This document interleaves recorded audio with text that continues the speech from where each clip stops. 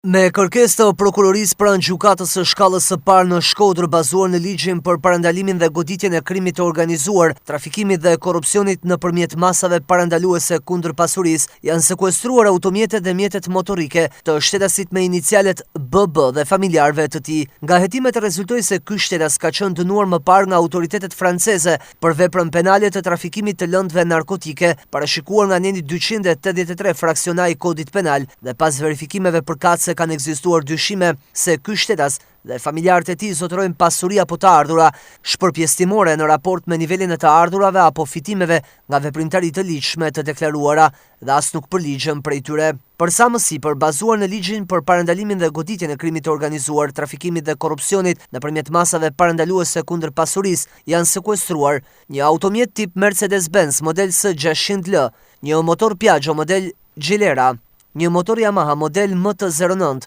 automjet Volkswagen model Golf 2 TDI, një motor Yamaha model YP250, një automjet tip Lancia model Y dhe të gjitha llogaritë bankare në emër të këtij shtetasi dhe familjarëve të tij.